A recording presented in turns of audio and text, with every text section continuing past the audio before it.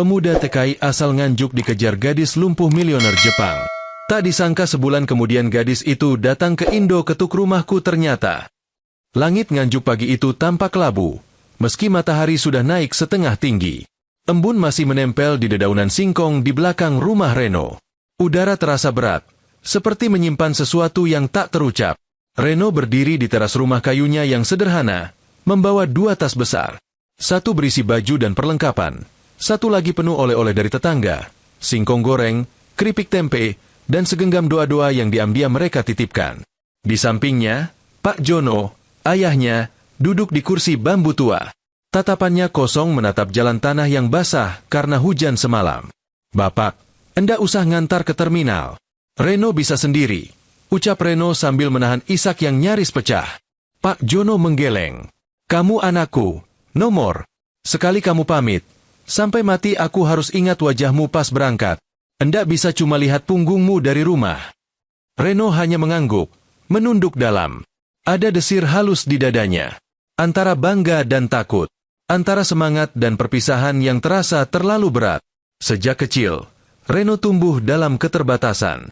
Ibunya meninggal saat ia SMP. Sejak itu, ia dan ayahnya hidup pas-pasan, bertani kecil-kecilan dan kadang bekerja serabutan. Listrik sering padam, atap rumah sering bocor. Tapi tawa mereka selalu ada. Reno tidak pernah merasa hidupnya kurang. Yang ia tahu, hidup harus dilakoni, bukan disesali. Lulus SMA, Reno mencoba berbagai pekerjaan. Dari tukang cuci motor, buruh pasar, sampai bantu-bantu di bengkel teman. Tapi semua penghasilannya cuma cukup buat makan harian. Setelah pikir panjang, ia memutuskan mendaftar jadi TKI ke Jepang lewat program pelatihan kerja. Wawancaranya penuh keringat dan gugup, tapi entah bagaimana ia diterima. Desa Geger, Reno jadi harapan.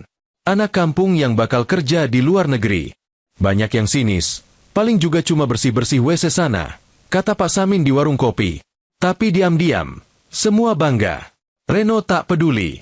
Baginya, ini kesempatan. Bukan buat pamer, tapi untuk mengangkat nama keluarganya. Untuk bikin rumah kecil itu berhenti bocor saat hujan. Di dalam rumah, Pak Jono menyiapkan sarapan sederhana. Nasi tiwul, telur dadar, dan teh hangat. Mereka makan berdua di lantai beralaskan tikar pandan. Tak banyak bicara, hanya sendok yang bersuara. "Bapak pengin kamu kerja bener. Nomor, jaga sholatmu, jaga makanmu, jangan mudah percaya orang." "Iya, Pak." Reno ingat semua. Reno pengin bapak punya rumah bata. Endak lagi dinding kayu yang bolong-bolong. Pak Jono tersenyum kecil. "Reno, hidup itu bukan soal rumahnya apa, tapi isinya siapa. Kalau pulang dan masih bisa peluk bapak, itu udah rumah paling mewah." Setelah sarapan, Reno pamit ke makam ibunya. Ia bersimpuh di depan batu nisan sederhana, membaca doa lirih. Air matanya jatuh ke tanah yang sudah basah sejak subuh. "Mak, doakan Reno kuat. Di negeri orang, endak ada yang jaga kecuali doa dan Allah." Waktu keberangkatan semakin dekat. Tetangga datang berduyun-duyun mengantar Reno ke terminal kecamatan. Anak-anak kecil berlarian, menyentuh tas Reno seakan itu benda ajaib. "Mas Reno mau jadi orang Jepang," teriak salah satu bocah, membuat semua tertawa. Reno ikut tertawa, walau matanya basah. Di terminal, Pak Jono menepuk bahu anaknya kuat-kuat. "Kamu itu bukan siapa-siapa di sana, nomor. Tapi kamu punya harga diri. Jangan mau dibeli uang. Dan jangan lupakan tanah yang lahirkan kamu." Reno memeluk ayahnya erat. "Reno ndak akan lupakan, Pak. Reno bukan pergi buat lari, tapi buat pulang dengan lebih baik." Bus datang. Mesin meraung pelan. Reno melambaikan tangan, mencoba mengukir senyum meski dadanya sesak. Pak Jono berdiri di pinggir jalan, mengangkat tangan setengah hati. Mata tuanya memandang bus yang membawa satu-satunya anaknya, perlahan menghilang di tikungan, seperti titik kecil di ujung harapan. Beberapa hari kemudian, Reno tiba di Jepang. Udara asing, bau asing, bahasa yang tak dimengerti. Ia berdiri di Bandara Narita dengan koper tua dan catatan alamat majikannya. Hatinya gentar, tapi langkahnya mantap. Setiap pagi, Reno bangun lebih awal dari pekerja lain. Ia bukan siapa-siapa, tak paham budaya, tak paham sistem. Tapi ia tahu satu hal, Kerja keras tidak perlu diterjemahkan. Ia mulai bekerja di sebuah pabrik makanan ringan. Pekerjaan monoton, mengepak biskuit, mengecek tanggal kadaluarsa, mengangkat karung plastik. Tapi Reno tak pernah mengeluh. Kalau capek, ia ingat wajah ayahnya. Kalau lelah, ia ingat tikar pandan dan teh hangat dari rumah. Tiap malam, sebelum tidur, Reno menatap langit dari jendela kecil kamar kontrakannya. Kadang hujan, kadang salju. Ia sering menulis surat untuk dirinya sendiri. Hari ini berat, tapi kamu masih bernapas. Itu cukup. Di sela kesibukan, Reno kadang jalan kaki keliling taman kota. Ia suka duduk di bangku taman, melihat warga lokal berjalan bersama anjing, melihat anak-anak berlarian, atau mendengar musik jalanan. Di tengah dunia asing itu, taman menjadi satu-satunya tempat yang membuatnya merasa manusia. Dan pada suatu pagi yang tampak biasa, saat salju mulai mencair dan bunga mulai bersemi, Reno akan mengalami pertemuan yang akan mengubah seluruh hidupnya. Hari itu matahari bersinar malu-malu di balik awan tipis Tokyo. Udara masih menggigit, tapi salju mulai surut, meninggalkan jejak-jejak putih di pinggir jalan. Pohon sakura belum sepenuhnya mekar, tapi tunas-tunasnya mulai menampakkan diri, seperti hati yang pelan-pelan ingin tumbuh kembali. Reno, dengan jaket kerja biru pudar dan tas kecil berisi bekal nasi gulung buatannya sendiri, memilih mampir ke taman kota sebelum masuk shift sore di pabrik. Taman itu biasa saja, tapi buat Reno, itu seperti jeda dari dunia yang berisik. Tempat di mana suara mesin digantikan suara burung, dan deru kehidupan kota bisa diredam sejenak oleh gemerisik angin. Ia duduk di bangku kayu dekat kolam kecil. Di sekelilingnya, beberapa orang tua memberi makan merpati, anak-anak bermain balon sabun, dan pasangan muda berfoto dengan latar belakang jembatan kecil berarsitektur klasik Jepang. Reno mengeluarkan roti kering dan mulai mengunyah perlahan. Saat itulah matanya tertumbuk pada seorang gadis muda di kursi roda. Ia terlihat asing, tidak karena wajahnya, tapi karena aura di sekitarnya. Gadis itu duduk sendiri di bawah pohon, mengenakan mantel putih, rambut hitamnya tergerai rapi. Tangannya gemetar saat mencoba membuka buku catatan yang diletakkan di pangkuannya. Reno awalnya hanya melirik sekilas. Tapi ketika melihat roda kursinya tergelincir perlahan karena tanah miring, ia langsung berdiri dan berlari kecil. Sumimasen, serunya terbata, mencoba mengingat kata-kata Jepang dasar yang dia pelajari. Gadis itu tampak kaget, tapi hanya menatap tanpa berkata. Kursi rodanya hampir miring ke kanan. Reno dengan sigap menahannya, lalu memutar arah supaya kembali ke posisi stabil. Hati-hati, tanahnya licin, ucap Reno pelan, walau tahu kemungkinan besar gadis itu tak paham bahasa Indonesia. Gadis itu mengangguk pelan. Pandangannya tak mengusir, malah teduh dan lembut. Arigato, ucapnya lirih. Reno menunduk sopan, hendak pergi, tapi langkahnya terhenti ketika gadis itu menunjuk bukunya yang terjatuh ke rerumputan. Reno mengambilnya. Sampulnya berwarna biru laut, dengan tulisan tangan yang rapi, hidup adalah hal paling berharga, bahkan saat tak bisa berdiri. Ia tertegun. Judul itu menyentuhnya dalam cara yang sulit dijelaskan. Bagus judulnya, ucapnya pelan. Entah kenapa merasa perlu mengatakan sesuatu. Kamu nulis sendiri. Gadis itu mengangguk lagi. Kali ini bibirnya mengulas senyum kecil. Ia lalu menulis sesuatu di halaman belakang buku itu, dan menunjukkannya pada Reno. Namaku Yuki. Kamu. Reno tersenyum. Ia mengambil pulpen dari saku, lalu membalas di bawah tulisan Yuki. Reno, dari Indonesia. Dan begitu saja, tanpa kata-kata lebih lanjut, mereka duduk dalam diam yang tidak kikuk. Angin bertiup pelan, membawa aroma tanah basah. Reno tak mengerti kenapa ia merasa nyaman, padahal mereka bahkan belum bertukar satu kalimat penuh. Hari itu berakhir cepat. Reno pamit dengan isyarat tangan, dan Yuki membalas dengan anggukan. Saat berjalan pulang, Reno merasa langkahnya lebih ringan dari biasanya. Hari-hari berikutnya, Reno sengaja datang lebih awal ke taman itu.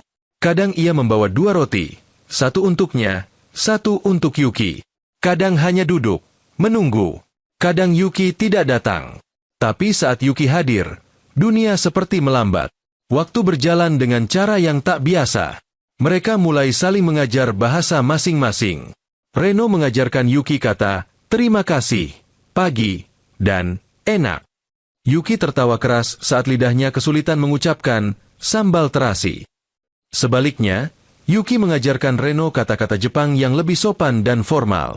Dari mereka berdua, bahasa menjadi alat untuk mendekat, bukan sekadar alat bicara.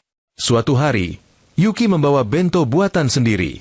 "Coba," ucapnya sambil menyodorkan kotak makan kecil dengan lauk telur dadar manis dan nasi berbentuk kelinci. Reno tersenyum kaku. "Rasanya manis ya. Ini telur apa permen?" Yuki tertawa sampai menutup mulut. Itu pertama kalinya Reno melihat gadis itu tertawa tanpa beban. Dan entah kenapa, Reno ikut tertawa, walau telur itu bukan selera lidah nganjuknya. Lalu, mereka berbicara lebih banyak. Yuki menulis atau menunjuk gambar dari tablet kecil yang dibawanya. Ia bercerita tentang kecelakaan mobil 2 tahun lalu yang membuatnya lumpuh. Tentang keluarganya yang kaya tapi dingin. Tentang rumah besar yang sunyi, dan tubuh yang dikurung roda. Reno hanya mendengarkan. Ia tak tahu cara menghibur, tapi ia tahu cara hadir. Dan kadang, kehadiran lebih kuat dari 1000 kata. "Reno," tulis Yuki di layar tabletnya suatu sore. "Kenapa kamu baik padaku? Kamu tidak kenal aku." Reno berpikir sebentar. Lalu ia menjawab, "Karena kamu satu-satunya orang di Jepang yang buat aku merasa nggak sendiri." Yuki terdiam lama. Lalu ia menulis lagi, "Aku juga merasa begitu." Hubungan itu tumbuh, bukan karena intensitas, tapi karena kejujuran. Mereka tidak saling mengharapkan apa-apa, hanya menikmati kebersamaan yang tak banyak dimiliki orang lain. Dua orang asing, dari dua dunia berbeda, tapi merasa utuh saat bersama. Sampai suatu hari, Reno terkejut melihat Yuki di tempat lain, bukan di taman, tapi di rumah mewah tempat ia disuruh bersih-bersih sebagai kerja lembur. Ia sedang mengepel lantai marmer ketika suara lembut memanggil, "Reno!" Ia menoleh, nyaris menjatuhkan alat pel. Yuki berdiri di ujung lorong rumah, mengenakan gaun putih panjang, dengan kursi roda yang kini bermesin. Mata mereka bertemu. Dan untuk pertama kalinya sejak Reno datang ke Jepang, dunia benar-benar berhenti. Sejak pertemuan tak terduga itu di lorong rumah megah keluarga Aoshima, hari-hari Reno berubah. Awalnya ia pikir hubungannya dengan Yuki akan berhenti di taman. Tapi ternyata, semesta memutuskan mempertemukan mereka kembali di tempat yang jauh lebih rumit. Dunia milik Yuki, tempat Reno hanyalah bayangan yang tak boleh terlalu menonjol. Yuki adalah anak dari keluarga konglomerat Jepang yang memiliki jaringan bisnis makanan dan properti. Rumah yang ditempatinya bukan sekadar besar, tapi nyaris seperti museum. Dingin, luas, rapi, dan kesepian. Reno direkrut melalui agen outsourcing untuk membersihkan area belakang rumah, dapur kedua, taman kecil, dan koridor-koridor yang jarang dilalui tamu. Ketika melihat Reno di rumah itu, Yuki tidak menunjukkan keterkejutan seperti Reno. Ia hanya tersenyum tipis seolah berkata, "Aku tahu suatu hari kamu akan sampai ke sini." Reno gugup, hampir menjatuhkan alat pel, tapi Yuki tak mempermasalahkan itu. Ia malah memanggil Reno masuk ke ruang bacanya. Hari-hari setelahnya, mereka mulai bertemu lebih sering. Kadang hanya untuk 15 menit, kadang lebih. Reno datang sebagai pekerja, tapi diam-diam Yuki menantinya setiap siang. Ia selalu mencari alasan agar Reno dibolehkan membersihkan taman dalam waktu lebih lama.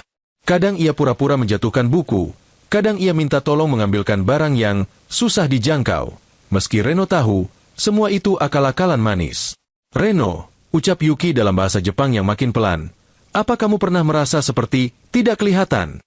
Reno menatap gadis itu, yang kini duduk di kursi rodanya sambil memandangi kolam ikan kecil di taman belakang. Ia berpikir sejenak sebelum menjawab. "Setiap hari, di pabrik, di jalan, bahkan kadang waktu sholat. Tapi aku sudah terbiasa. Aku nggak marah, cuma capek."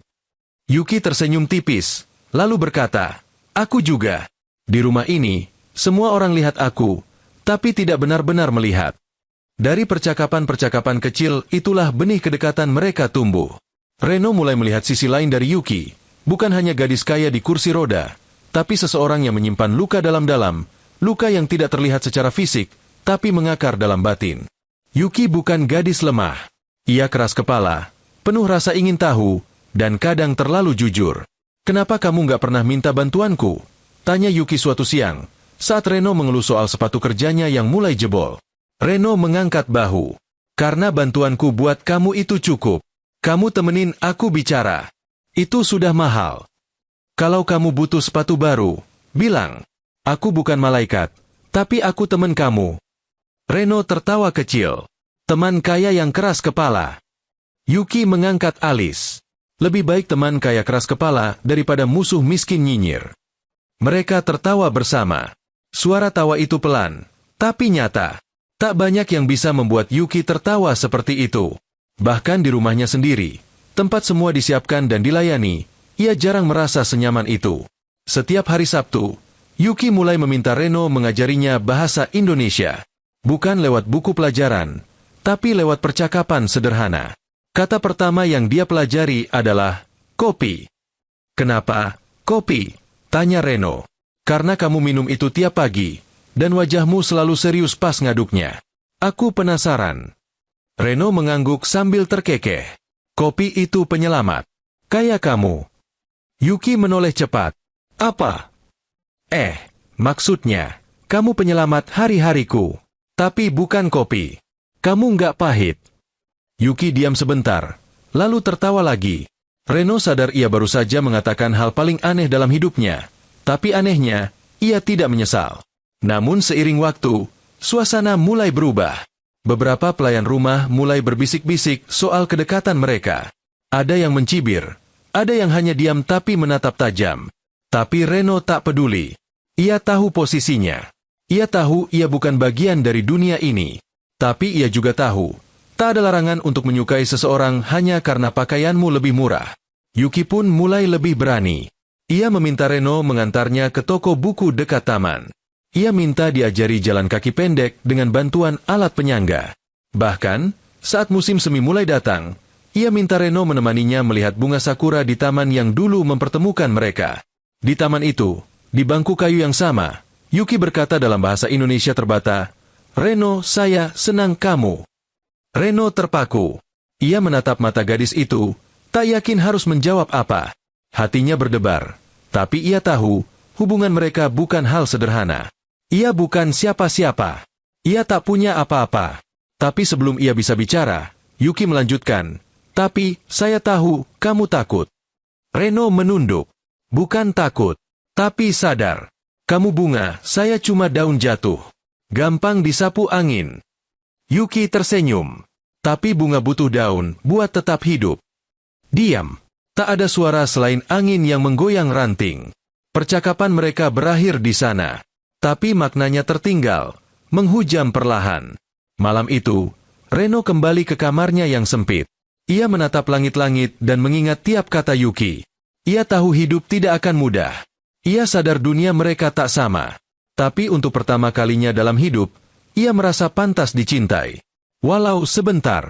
Dan di rumah besar keluarga Aoshima, Yuki duduk di depan cermin, menatap bayangannya sendiri. Ia lalu menulis di buku hariannya. Aku tidak butuh diselamatkan. Aku hanya butuh seseorang yang tidak lari saat tahu aku rusak.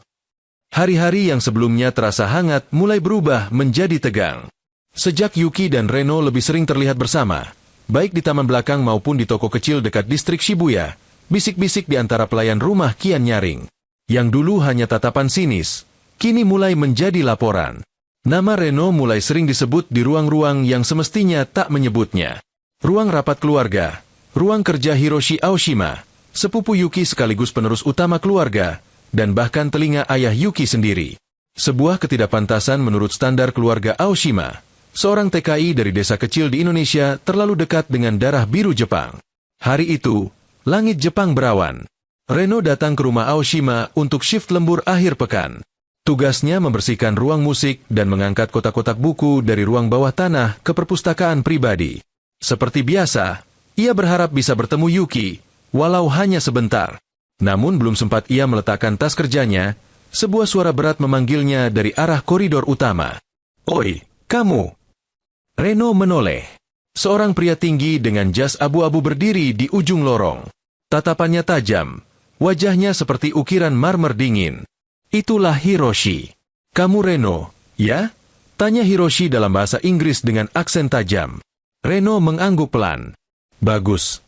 Ikut saya. Tanpa menunggu jawaban, Hiroshi berjalan. Reno mengikuti, langkahnya pelan, dada bergetar. Ia dibawa ke ruang tamu besar yang dipenuhi lukisan mahal dan lampu gantung kristal. Di sana, Duduk dua orang petugas agensi kerja, serta manajer rumah tangga. Duduk, perintah Hiroshi. Reno duduk di kursi pojok, seperti orang yang akan diadili. Kamu tahu kenapa kamu di sini? Tanya Hiroshi datar. Reno menatap kosong. Maaf, saya tidak paham, Tuan. Hiroshi menyilangkan tangan. Kamu pekerja. Kamu dibayar untuk bersih-bersih, bukan menggoda anak keluarga pemilik rumah. Jantung Reno berhenti sejenak. Ia mencoba membuka mulut, tapi suara Hiroshi memotong lebih cepat. Kamu pikir kamu siapa? Cinta. Hubungan? Dengan siapa? Kamu itu siapa? Hah? Kamu pikir dengan senyum lugu dan bahasa Jepang belepotan, kamu bisa masuk keluarga Aoshima? Jangan mimpi, Reno. Kamu cuma sampah yang sedang beruntung kerja di sini. Jangan naik ke langit pakai tangga orang lain. Reno menggenggam lututnya kuat-kuat. Ia tidak menangis. Tapi kata-kata itu menamparnya lebih dari pukulan fisik. Salah satu petugas agensi berdiri dan berkata dalam bahasa Jepang cepat. Isinya, kontrak kerja Reno di rumah Aoshima akan dihentikan mulai hari ini. Tanpa diskusi, Reno berdiri pelan, membungkuk sopan. Terima kasih atas kesempatannya selama ini. Hiroshi mencibir. Cepat sadar, Reno. Dunia ini bukan dongeng. Yuki hanya kasihan padamu, bukan cinta. Reno menatap mata Hiroshi sebentar, lalu membalikan badan dan berjalan keluar, tanpa kata. Langkahnya berat, tapi tidak goyah. Di depan gerbang, ia mendengar suara roda kursi dari belakang. Reno.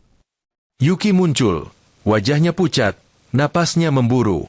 Ia melaju cepat dengan kursi rodanya. Apa yang mereka lakukan padamu? Reno hanya mengangguk kecil. Aku nggak bisa kerja di sini lagi. Karena aku. Bukan karena kamu. Karena kenyataan. Yuki menggenggam tangan Reno. Matanya bergetar. Aku minta maaf. Aku akan bicara sama ayah, sama Hiroshi. Yuki, potong Reno, suara pelan tapi dalam. Ini bukan salahmu. Aku tahu batasku. Dunia kita beda. Tapi aku nggak pernah bohong soal rasa. Yuki menggigit bibir. Kamu pergi tanpa pamit? Kamu cuma mau hilang. Reno menahan napas, lalu menjawab, kalau kamu percaya sama Allah, kamu pasti tahu kadang cinta butuh diuji, bukan dimanja. Yuki meneteskan air mata, tapi ia tak menjawab. Reno mencium tangan gadis itu perlahan, lalu membalikan badan, dan berjalan menjauh. Hari-hari setelahnya seperti kabut. Reno kembali ke rutinitas kerja di pabrik. Ia menyibukkan diri, seolah tak terjadi apa-apa. Tapi malam-malamnya kosong. Ia berhenti pergi ke taman. Ia berhenti membuka pesan. Ia berhenti membuka buku harian. Suatu malam, Pak Jono menelepon dari Nganjuk. Bagaimana? No? Sudah aman di sana? Reno tersenyum meski dadanya perih. Aman, Pak. Kerja ya gitu-gitu aja. Tapi Reno kuat. Kamu ndak lagi bingung, kan? Endak, Pak. Cuma kangen rumah. Pak Jono terdiam sejenak, lalu berkata, kalau kamu pulang karena gagal, Bapak endak malu. Tapi kalau kamu pulang karena nyerah, Bapak sedih. Reno menatap langit-langit kamar. Hujan turun di luar. Ia ingat suara Yuki, senyumnya, semangatnya belajar berdiri. Ia tahu, ini belum akhir. Tapi untuk saat ini, ia harus mundur. Bukan kalah, tapi menarik napas lebih panjang. Karena hidup belum selesai. Dan kalau cinta itu benar, ia tidak akan hilang. Ia hanya menunggu waktu yang tepat untuk kembali tumbuh. Udara Tokyo mulai menghangat, tapi bagi Reno, musim itu terasa dingin. Taman yang dulu jadi tempat pertemuan pertama mereka kini, hanya dilewati dalam diam. Bangku kayu yang dulu menyimpan tawa, kini sunyi. Tak ada suara tawa Yuki, tak ada sapa dalam bahasa Indonesia yang patah-patah. Yang tersisa hanya jejak. Sudah 1 minggu sejak Reno diusir dari rumah keluarga Aoshima. Sejak saat itu, tak ada pesan, tak ada surat, bahkan panggilan pun tak dijawabnya. Bukan karena ia membenci Yuki, justru karena ia terlalu mencintainya hingga tak sanggup melihat mata gadis itu menahan luka yang seharusnya tidak ditanggungnya. Setiap malam, Reno berdiri di jendela kecil kamar kontrakan, memandangi bintang-bintang Tokyo yang malu-malu muncul. Ia bertanya dalam hati, apakah Yuki baik-baik saja? Apakah dia masih duduk di bawah pohon sakura itu? Atau sudah melupakan segalanya? Namun jauh di dalam dada, Reno tahu, perasaan itu tidak bisa dibunuh hanya dengan jarak. Ia bisa menahan tangannya untuk tidak menulis pesan, tapi tak bisa membungkam hatinya dari memanggil nama Yuki berulang-ulang. Di sisi lain kota, Yuki duduk di kamar tidurnya yang megah namun hampa. Di hadapannya, tablet kecil yang biasa mereka gunakan untuk menulis kini mati. Di sisi ranjang, kotak kecil berisi surat-surat latihan bahasa Indonesia yang dia tulis bersama Reno terikat rapi dengan pita merah. Ia belum sanggup membuka satu pun. "Kenapa kamu diam, Reno?" bisik Yuki dalam bahasa ibunya. Lirih, pelan, nyaris tidak terdengar. Yuki pernah mencoba bicara dengan ayahnya. Tapi jawaban sang ayah sederhana. Jika orang itu membuatmu menangis, maka ia belum cukup layak. Padahal, yang membuat Yuki menangis bukan karena Reno menyakitinya, tapi karena ia terlalu menyayangi orang yang justru menjaga jarak demi dirinya. Yuki pun akhirnya menyerah. Ia tidak bisa memaksa Reno kembali. Tapi ia juga tak bisa melupakan. Maka malam-malamnya ia isi dengan menulis puisi, kalimat patah, dan kenangan yang ia rangkum dalam jurnal kecil. Di halaman pertama ia menulis, "Kalau kamu percaya, kamu akan kembali. Kalau tidak, aku akan tetap menunggu, di taman, di mimpi, atau di antara kata yang tak pernah selesai." Pagi itu, 1 minggu setelah perpisahan mereka yang sunyi, Reno menerima surat pemberitahuan dari agensinya. Kontrak kerja pabriknya akan habis lebih awal karena efisiensi perusahaan. Ia diberi pilihan untuk pindah ke kota lain atau pulang ke Indonesia. Reno tak berpikir lama. Seperti semesta ikut mengatur perpisahan ini. Ia mengambil keputusan dalam satu tarikan napas. Ia akan pulang. Bukan karena kalah, tapi karena sudah waktunya. Karena ia tahu, tidak semua pertempuran dimenangkan dengan tinggal. Ada yang justru dimenangkan dengan pergi.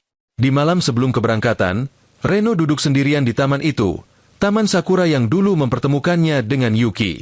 Di pangkuannya, ada sebuah buku catatan kecil. Bukan untuk dirinya, tapi untuk Yuki. Di halaman pertama, ia menulis, "Aku tidak tahu apakah kamu akan membaca ini. Tapi jika kamu menemukannya, ketahuilah, aku tidak pernah lari. Aku hanya sedang pulang, karena rindu bisa membunuh jika terus dipaksa diam." Lalu ia lanjutkan, "Kita datang dari 2 dunia yang berbeda. Kamu tumbuh dalam cahaya, aku dari tanah basah. Tapi anehnya, saat duduk di taman ini, kita serupa. Aku merasa cukup, dan kamu merasa bebas. Mungkin, itulah arti cinta yang sebenarnya." Buku itu Reno selipkan di sela pot bunga taman. Pot yang dulu jadi tempat pertama mereka duduk bersama. Sebuah harapan kecil bahwa suatu hari Yuki akan menemukannya. Sebelum pergi, Reno menatap bangku kayu itu untuk terakhir kalinya. Lalu ia tersenyum kecil, meski hatinya perih. "Sampai ketemu lagi, kalau Allah mengizinkan," bisiknya pelan. Pagi berikutnya, Reno berdiri di Bandara Narita, membawa koper tua yang sudah mulai sobek di ujungnya. Ia mengenakan jaket yang dulu dipakai saat pertama datang. Jaket yang jadi saksi jatuh bangunnya di negeri orang. Sambil menunggu boarding, ia menulis satu pesan singkat lewat email, pesan terakhir untuk Yuki. "Aku pulang, Yuk. Tapi bukan karena aku lupa. Justru karena aku ingat terlalu dalam." Pesan itu tak terkirim. Ia ragu. Jempolnya berhenti tepat di atas tombol send. Lalu ia menutup ponsel itu dan menarik napas panjang.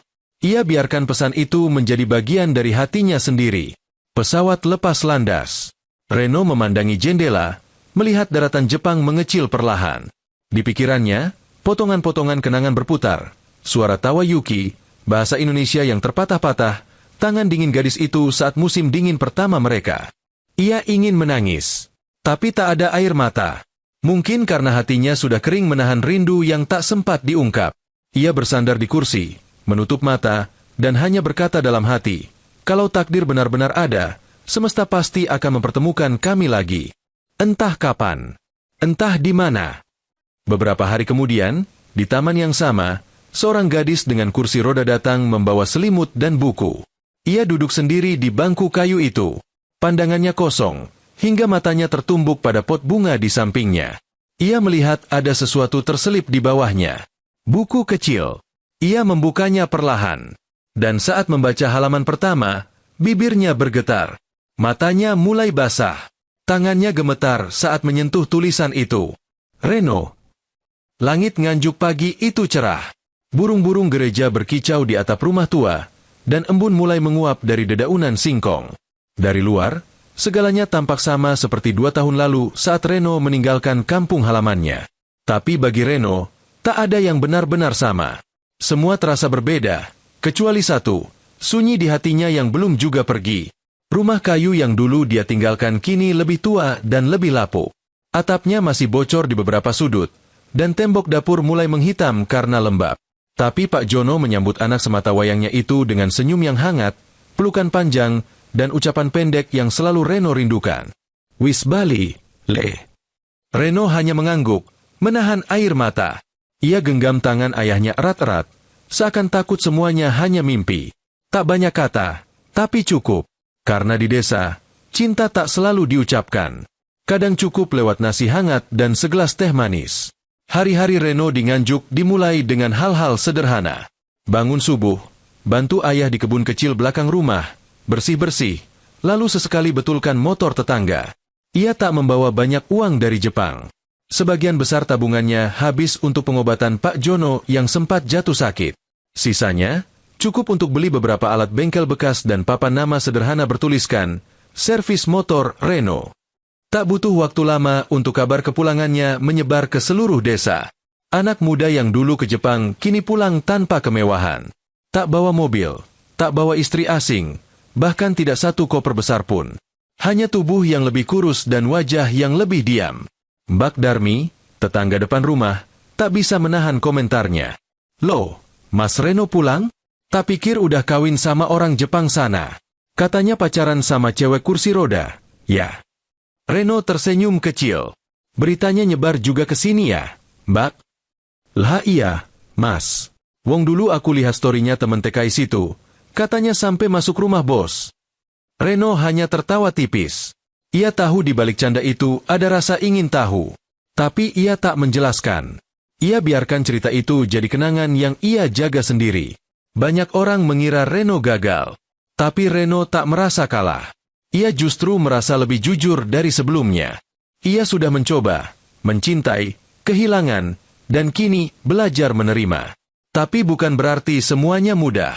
Ada malam-malam ketika Reno duduk di bawah pohon jambu belakang rumah, memandangi langit gelap tanpa suara.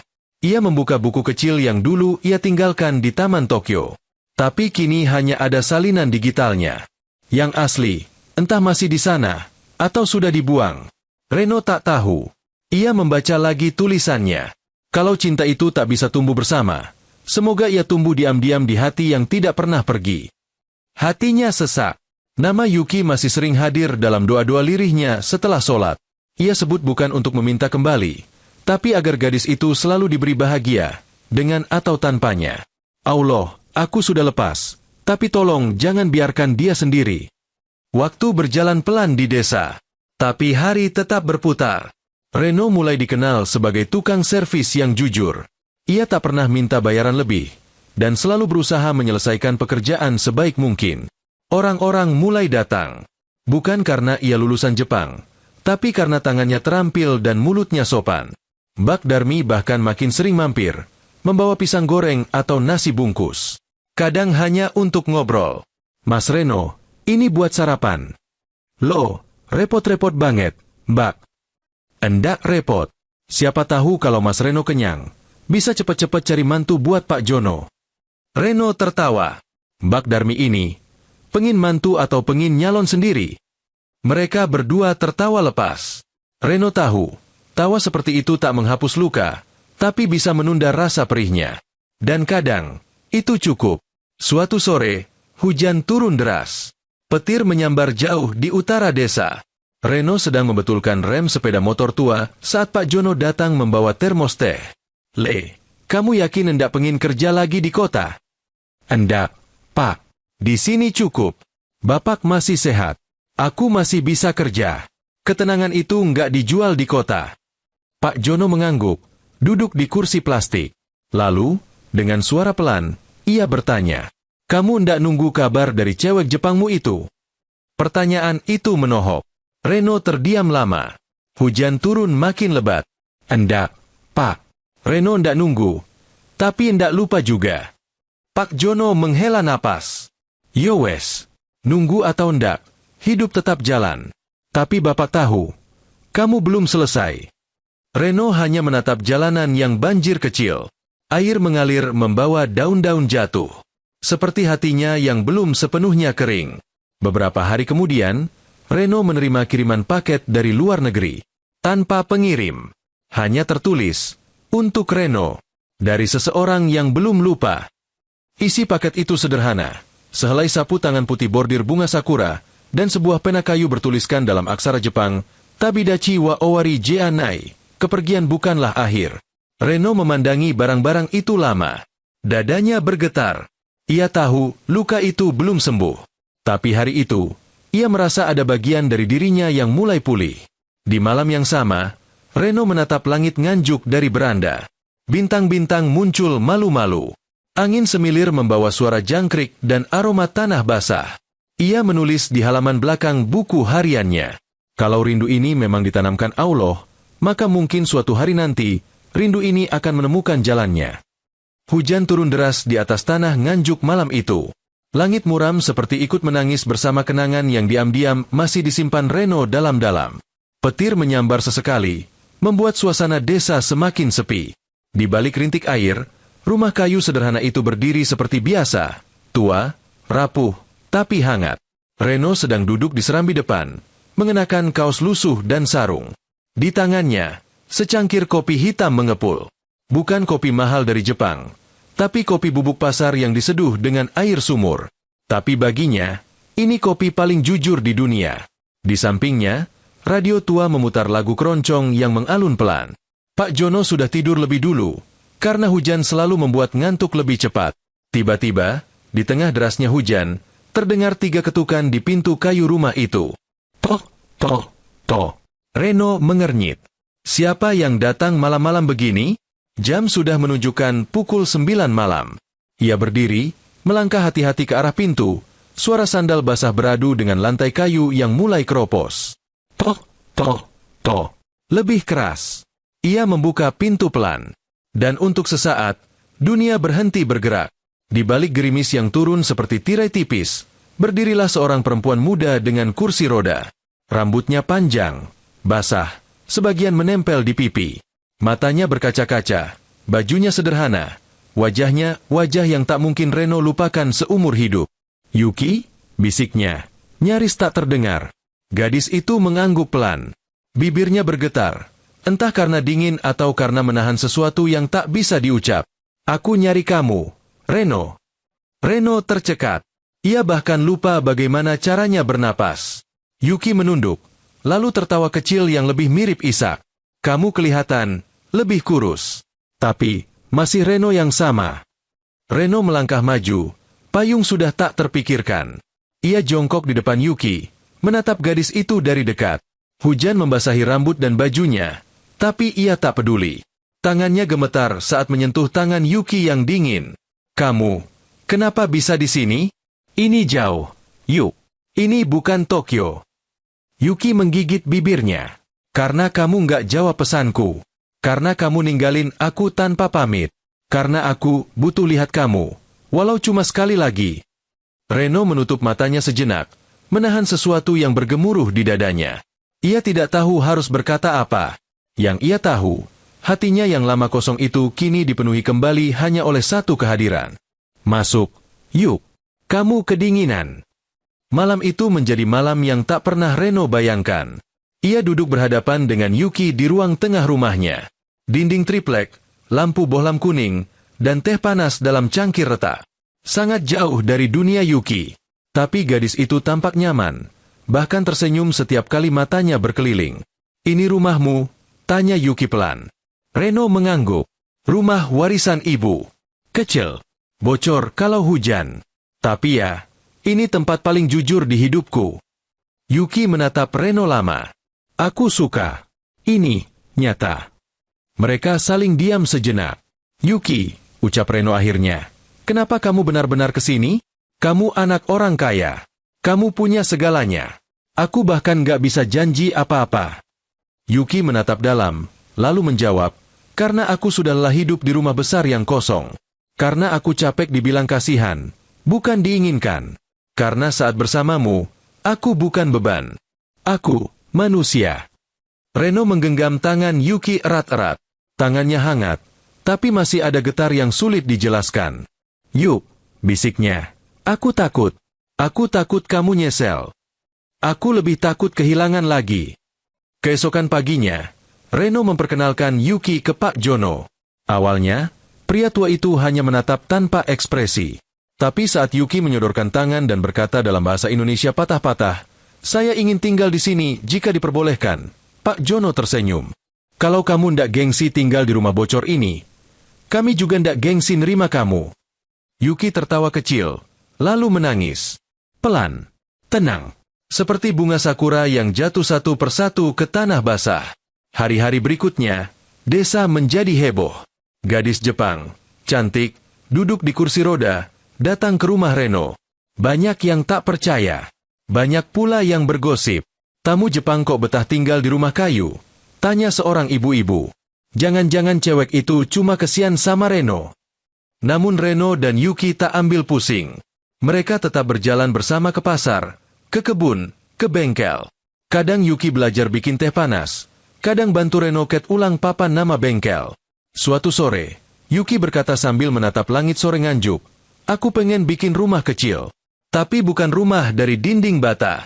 Rumah dari senyum orang-orang." Reno menoleh. "Berarti kamu harus sering-sering senyum." Yuki tertawa. "Kalau kamu sering-sering godain, aku bisa senyum terus." Tapi kebahagiaan mereka belum sepenuhnya diterima semua pihak. Di kejauhan, ada bayangan yang mengintai. Seseorang dari masa lalu Yuki, yang tidak akan tinggal diam melihat gadis itu memilih hidup rendahan di negeri asing. Namun untuk sekarang, mereka memilih untuk tidak takut. Karena mereka tahu, cinta yang dibangun bukan dari janji, tapi dari keberanian untuk saling datang, adalah cinta yang paling kuat. Dan di malam ketiga sejak kedatangan Yuki, saat hujan kembali turun, mereka duduk berdampingan di teras, minum teh hangat, dan Reno berkata pelan, "Dulu kamu datang ke hidupku kayak angin. Tapi malam ini kamu datang kayak doa yang dijawab Allah. Setelah sekian lama aku diam." Yuki memejamkan mata. "Kalau ini mimpi, aku nggak mau bangun."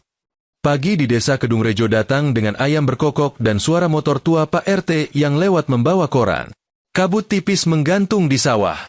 Aroma tanah basah menyatu dengan bau daun pisang terbakar dari dapur-dapur warga. Bagi Reno, itu adalah pagi biasa. Tapi bagi Yuki, semua adalah hal baru. Bahkan suara kodok semalaman saja membuatnya tak bisa tidur. Namun ia tak mengeluh. Sejak hari pertamanya tinggal di rumah kayu itu, Yuki belajar banyak hal. Mulai dari menyiram tanaman pakai air sumur, duduk berselonjor di lantai tanah, sampai menyikat lantai bambu dengan sabut kelapa. Kursi rodanya yang dulu steril kini kerap terkena lumpur, dan dia tidak peduli. "Ini tanah yang jujur," katanya. Reno sering hanya menatap diam, kagum dan heran. Bagaimana gadis yang dulu hidup di rumah seukuran kantor kelurahan bisa betah tinggal di desa seperti ini? "Aku merasa hidup," jawab Yuki ketika Reno bertanya. Di waktu senggang, Yuki membantu di bengkel. Ia memang tak bisa angkat mesin atau bongkar ban, tapi dia mulai belajar desain sederhana di laptop, membuat stiker nama bengkel, mendesain poster, bahkan membantu Reno membuat logo. Reno yang gaptek pun terkadang merasa seperti punya sekretaris pribadi. Namun tentu tidak semua orang melihat kedatangan Yuki sebagai hal baik. Desa kecil selalu punya mata banyak dan mulut yang lebih banyak lagi. Suatu pagi, Mbak Darmi, yang semula ramah dan suka membawakan gorengan, mulai bicara lain. Ia menyindir pelan saat lewat. "Mas Reno, cuekmu itu ndak capek ya duduk terus? Lawong kerjaan orang sini aja rebutan." Reno tersenyum sopan. "Yuki ndak rebut apa-apa, Mbak. Malah bantu saya." "Ya bantu kamu. Tapi warga dapat apa? Ndak tahu nanti kalau orang Jepang malah bawa masalah." Senyum Reno memudar, tapi ia tidak menjawab. Ia tahu, hati orang bisa berubah lebih cepat dari cuaca. Dan yang datang dari luar memang butuh waktu untuk diterima. Yuki mendengar semua itu. Tapi ia tidak marah. Ia justru berkata pada Reno di malam harinya, Kalau kamu lelah jadi perisai, biar aku berdiri meski pakai roda. Reno memandang gadis itu, dan hatinya makin kuat untuk berdiri di sampingnya. Hari demi hari, Yuki mulai menunjukkan bahwa dia tak hanya datang untuk dicintai, tapi juga untuk berguna. Ia belajar bahasa Jawa pelan-pelan. Ia menulis kata-kata dasar di kertas dan menempelkannya di dinding. Pagi, terima kasih, boten nopo-nopo. Dia mulai menyapa tetangga dengan logat lucu. Sugeng Jaang, Mbak Darmi, sambil melambai dari kursi rodanya. Warga yang awalnya cuek, mulai tersenyum. Anak-anak kecil mulai mendekat. Mereka senang melihat rambut panjang Yuki yang seperti tokoh kartun Jepang. Yuki bahkan mengajari mereka menggambar dan mewarnai di serambi rumah. Suatu sore, ketika listrik padam karena trafo meledak, Yuki membuka laptopnya dan memutarkan film kartun Jepang lewat baterai cadangan. Anak-anak desa duduk melingkar, tertawa bersama. Bahkan orang tua pun ikut menonton. Dan untuk